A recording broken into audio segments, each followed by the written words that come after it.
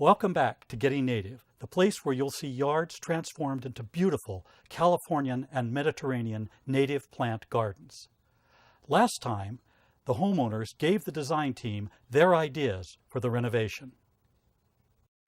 The feedback provided useful information on 3 areas of the design: plants, materials, and spatial layout. The presentation plan shows the placement of a new walkway, an expanded entry area, a much smaller lawn, rock features, and a colorful palette of California native plants. A rendered drawing allowed Gary and Crystal to visualize what the new garden will look like from the sidewalk. We're close now to designing the irrigation based on this planting plan. And what you don't see here is are the hydrozones that are underpinning this these plant choices. You've got this shade-influenced area along here.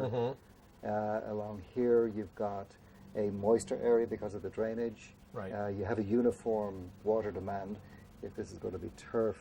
And along here, you have another set of hydrozones, a single hydrozone essentially for this, which is more arid. There'll be a lot of reflected heat, a high degree of sun exposure here. So this will be another hydrozone. And then there's a zone here that's influenced by the oak tree, and as the oak tree grows, it'll become increasingly influenced by that. So yes.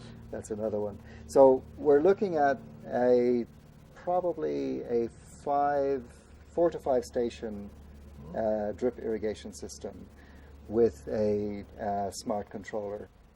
We were able, and I know you're concerned about the look from the sidewalk there. So we were able to generate Wow. this. Are you kidding me? This 3D image. You see the house in the background here. That's incredible.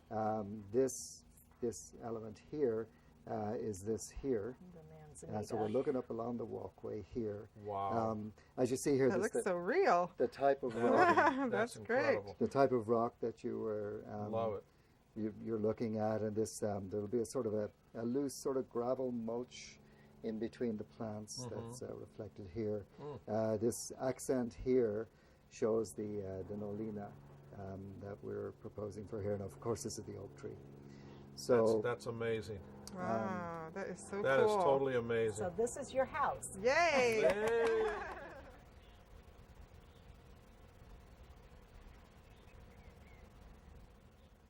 The design team will be on hand to oversee the project, but at this point, Gary and Crystal can contact licensed contractors to get bids on installing the new garden. One of the features the design team wanted to include is to capture as much of the rainfall as possible before it runs off into the gutter. Runoff is a term used to describe the water from rain, snowmelt, or irrigation that flows over the land surface and is not absorbed into the ground. Our local watersheds can be our best source of potable water.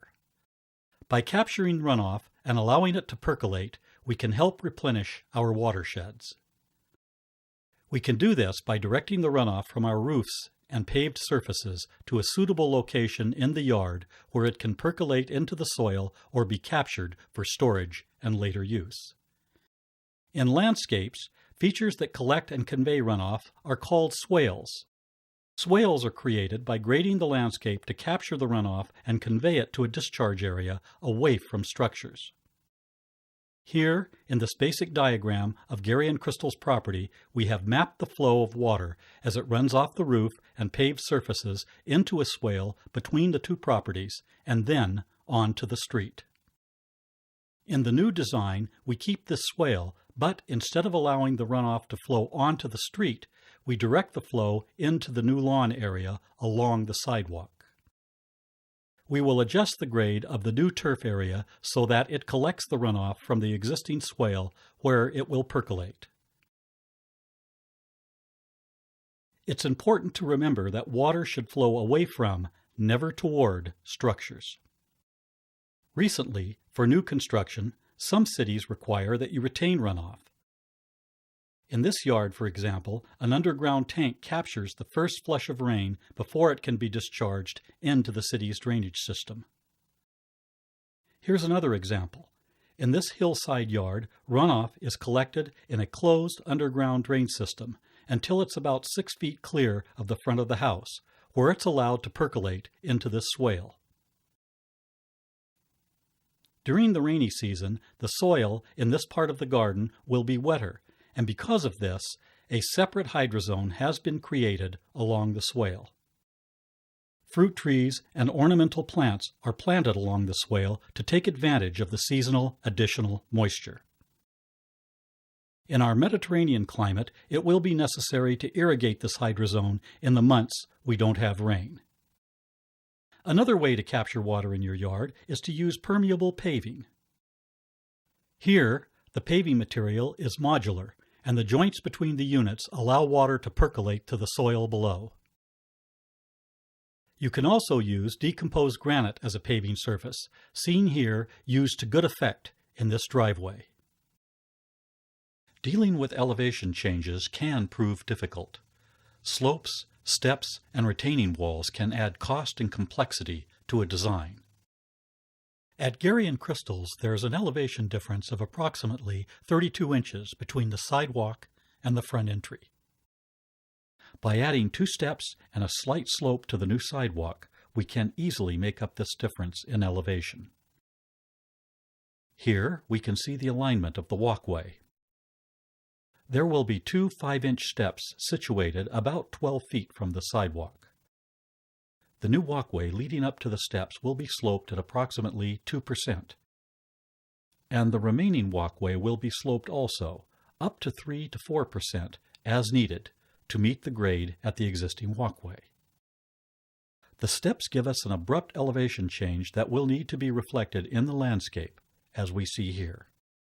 To do this, we will use rock collected from the local foothills to retain the elevation change. Back at the renovation garden, Gary & Crystal have settled on the contractors to do the work. Mark Vargas of VH Enterprises will install the walkway and steps. Joe Rushing of Concrete Renewal Concepts will finish the concrete. And Forrest Hill of Swan H2O drought-tolerant technology will install the landscape. David Simpson will provide technical assistance on irrigation design. It's useful to have all the contractors on site for a kickoff meeting to discuss scheduling and to identify any conflicts that might arise.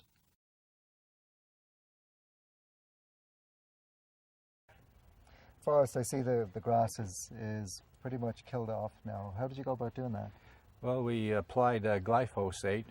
It's a product that is translocated through the leaf surface into the roots, which will kill it thoroughly, and we won't have a weed problem after that.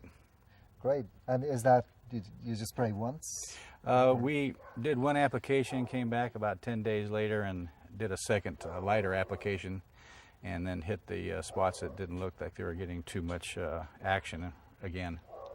Everyone is familiar with weeds in the garden. By definition, a weed is a plant that grows where it is not wanted. Weeds have some common characteristics. Some are annuals that reseed each growing season, and some are perennials, which can live from year to year. They are resilient and tenacious. They resist eradication either by reseeding or by regenerating from pieces of root left in the soil that sprout and grow. Most soils contain thousands of weed seeds per square yard in the top 3 to 4 inches. More can blow in with the wind, and some may even come with the plants you buy from the nursery or from the mulch that you spread. They adapt to many garden environments. They are highly competitive. They compete with your garden plants for space, nutrients, and water. It's worth keeping these characteristics in mind as you deal with weeds in your garden. Here we can see how the weed spreading spurge has quickly taken over this newly planted area. This is a typical scenario gardeners are familiar with. You have just replanted your garden. In your careful preparation, you have also created the perfect environment for your weeds to grow. As you cultivated, it's likely that you churned up a whole bank of weed seeds, and you chopped up some perennial weed roots into many tiny pieces. The seeds will sprout, and the leftover pieces of the roots are just like the weed seeds waiting to sprout. As you water your landscape, they grow into menacing weeds and compete with your new plants for water and nutrients. You may ask, are there any ways to avoid this? Let's say that you're changing out your lawn, and you want to plant something else like a ground cover to save water. The first thing to understand is that any lawns contain weeds that will come back to haunt you if you do not eliminate them before you plant. Weeds such as crabgrass, Bermuda grass, and kikuyu grass, common in so many lawns, will keep coming back if you do not eradicate them. To get rid of these, there are a couple of good options. Use what's called a grow-kill cycle, or use solarization. This technique is very simple. Irrigate and allow the weeds to grow. In the case of a lawn, let it grow without mowing it for a week or so.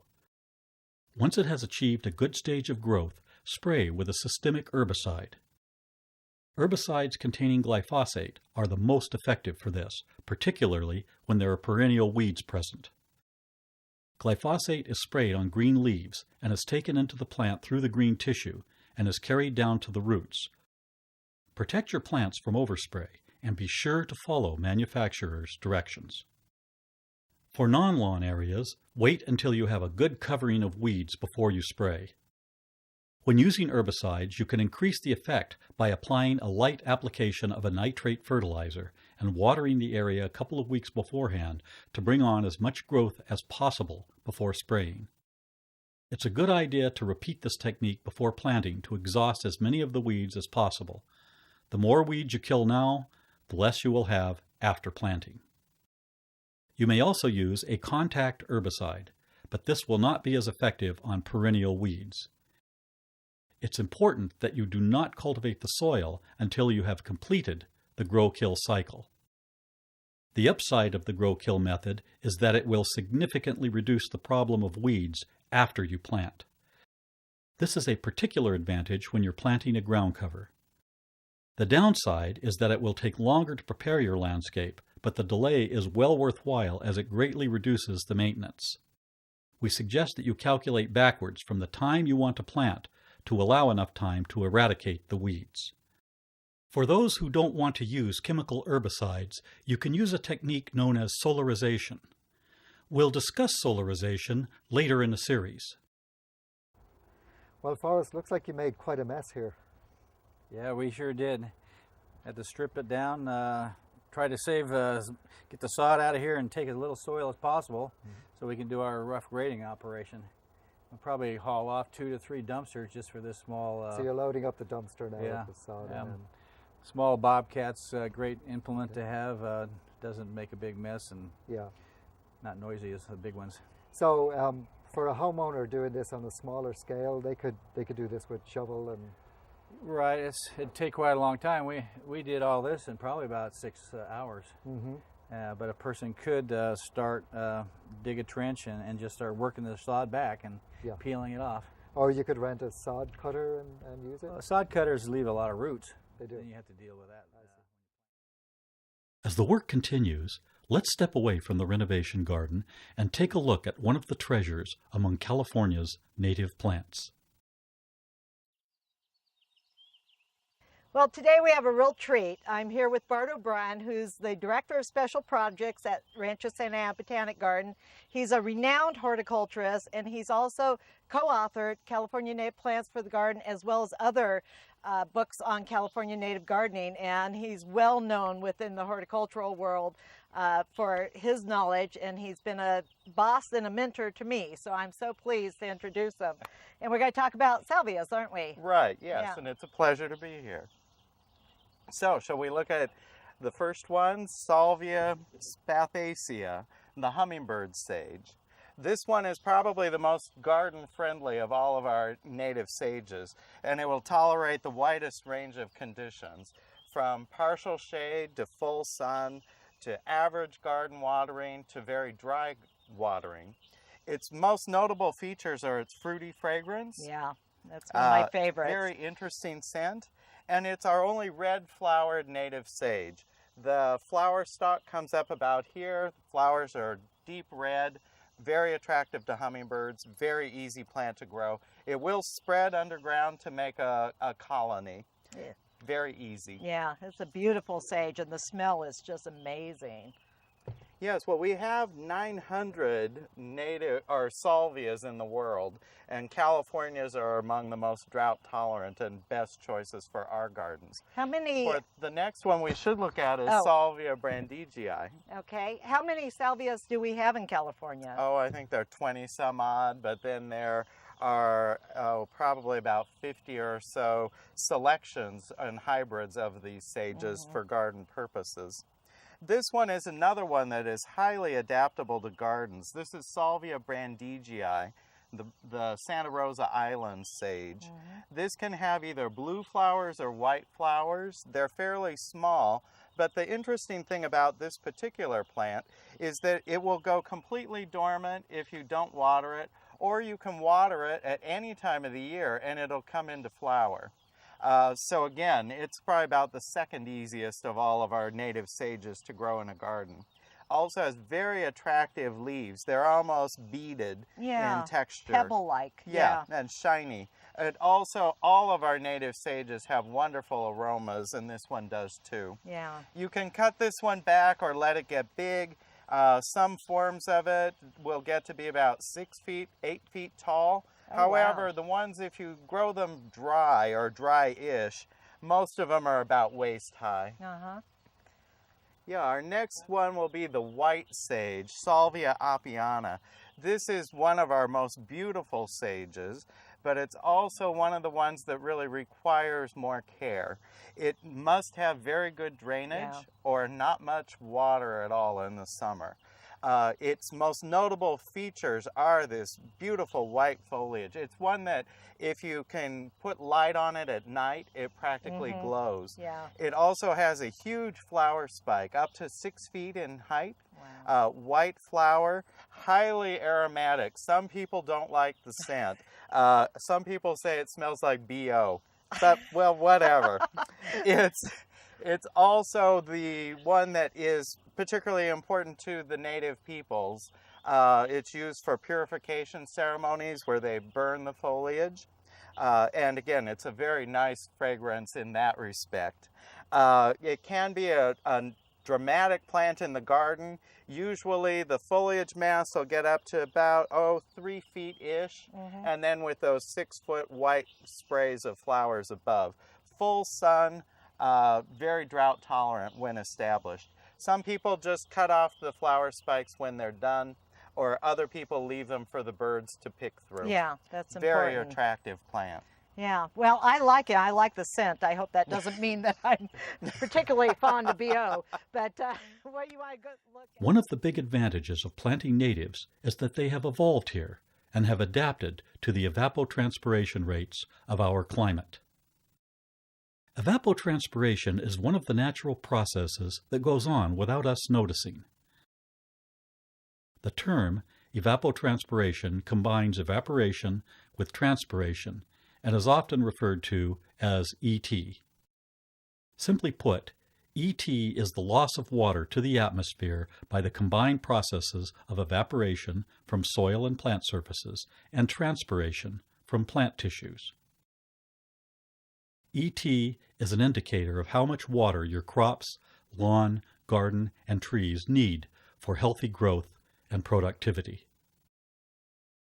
If the weather is hot and dry, or there is a strong wind, you can be sure the ET index is high.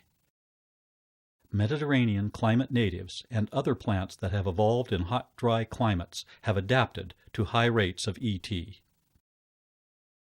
Adaptations in their growth cycles, leaf structure, and root systems mean that they can survive at much higher rates of ET than plants from outside of this region. When ET rates are high, their leaves don't let go of the water easily, and their roots are deep in the soil where it is cool and moist.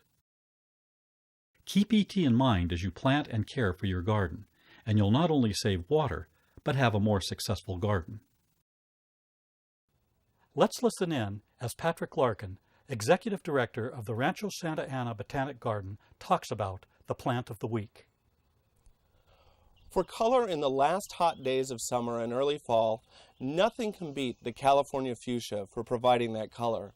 They come in a range of colors from whites to reds and oranges, and can do everything from serving as a low ground cover to a small shrub in a landscape. Everett's Choice California fuchsia is a phenomenal ground cover, reaching only 2 to 4 inches in height, but spreading from 3 to 5 feet wide. Its orange-red flowers are produced non-stop during the late summer months. Epilobium, or the California fuchsia, will also attract hummingbirds and butterflies as well. Route 66 is a taller form of California fuchsia, blooming in red, getting to heights of about 3 to 5 feet. California fuchsia looks stunning cascading over the side of a container planting, either singly or in groups. For best results, plant California fuchsia where the soil is well drained. In this episode, we saw the demolition and grading begin. By tomorrow, we will be ready for Mark to begin forming the steps and walkway. Forrest will continue the grading and begin with the irrigation, and we will get some more ideas on native plant gardens from our experts. More information on native plants is available at the Grow Native Nursery, located in the Rancho Santa Ana Botanic Garden in Claremont, California. Thank you for joining Getting Native. Next week, we'll see more of the renovation of the Unruh's front yard.